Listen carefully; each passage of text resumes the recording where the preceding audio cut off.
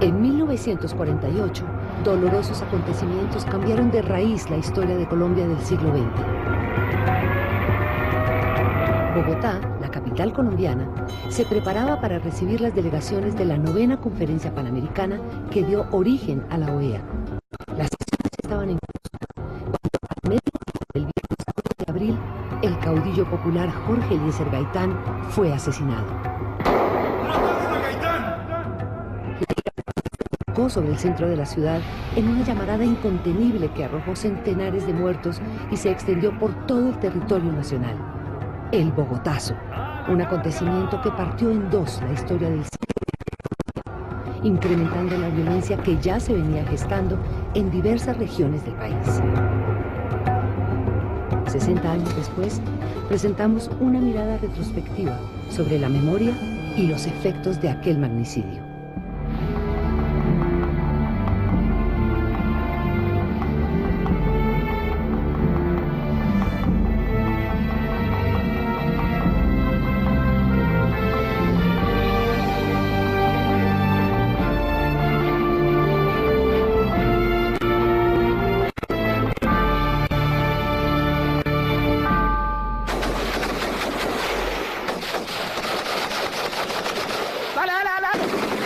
Tras padecer más de medio siglo de luchas fratricidas, el pueblo colombiano ha manifestado en los últimos tiempos y de diversas formas su rechazo a la violencia y su voluntad de paz, de manera semejante a como lo planteó Jorge Eliezer Gaitán en la Marcha del Silencio a comienzos de 1948 para protestar contra la violencia que se extendía por diversas regiones del país.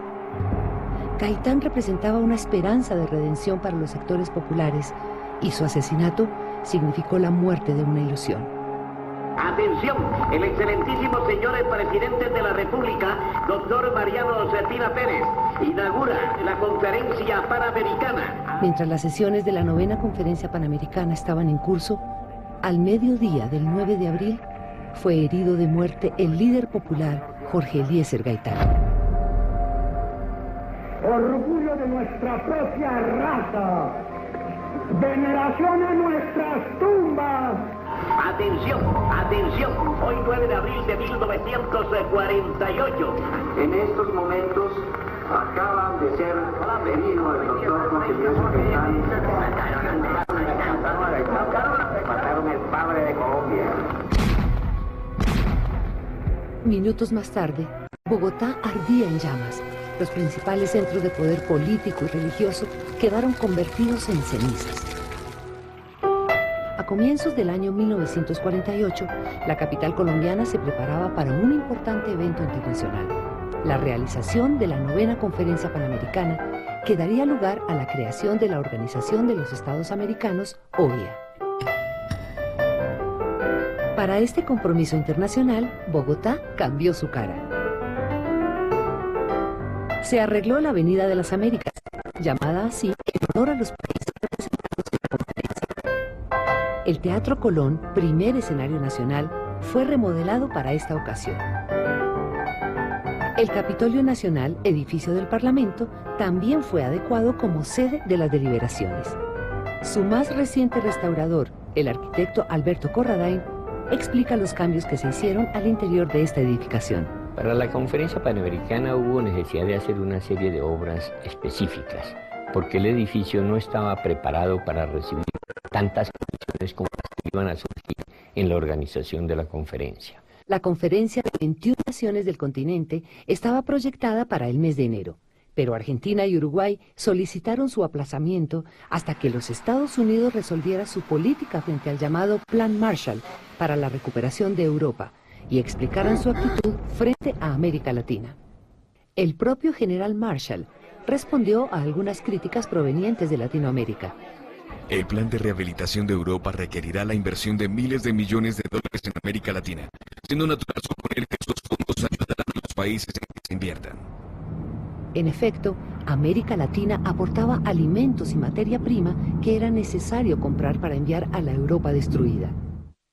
Al aclarar las inquietudes, la 9ª Conferencia Panamericana se inició el 30 de marzo de 1948.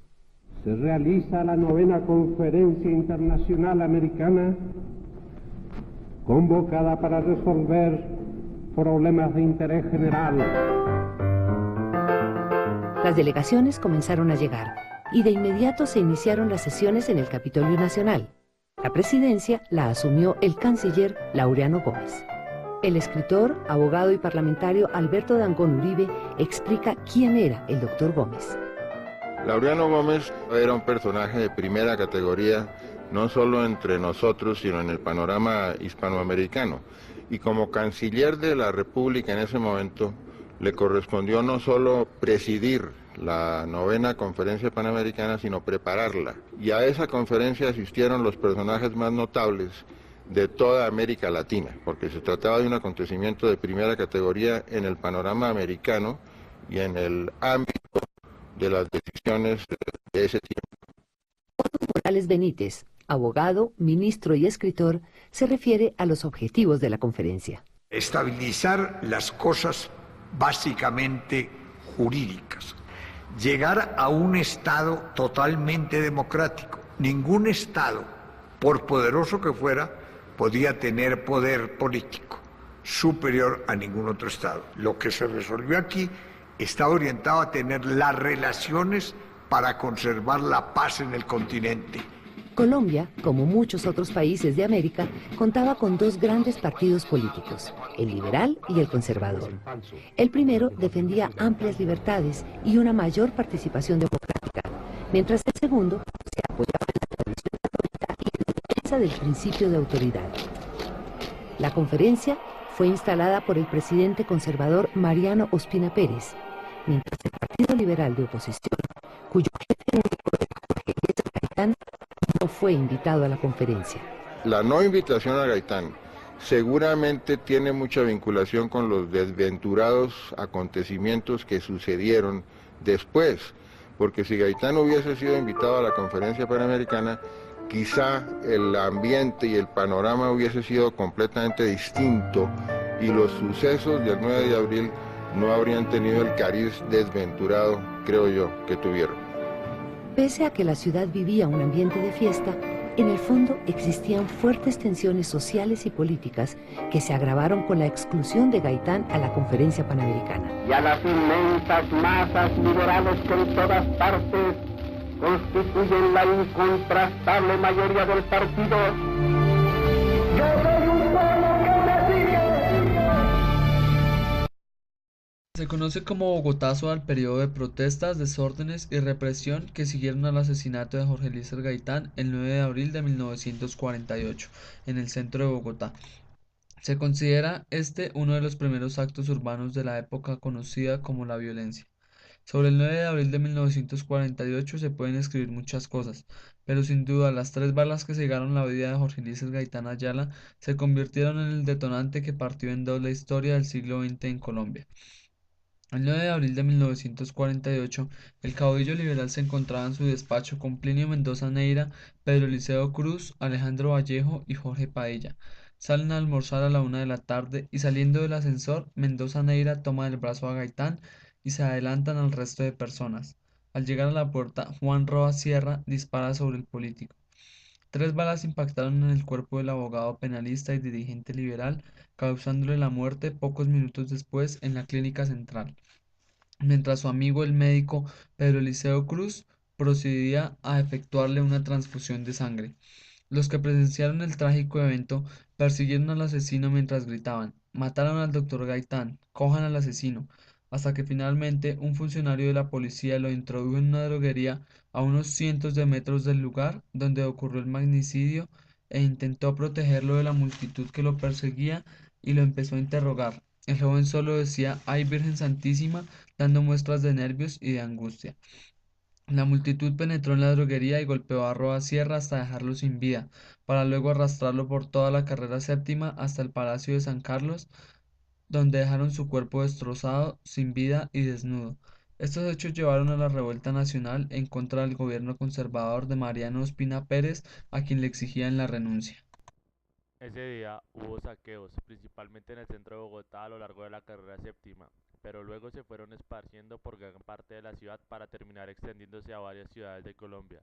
Además de los saqueos, hubo incendios provocados por los manifestantes. Incendiaron los tranvías, iglesias, edificaciones importantes y los mismos locales saqueados.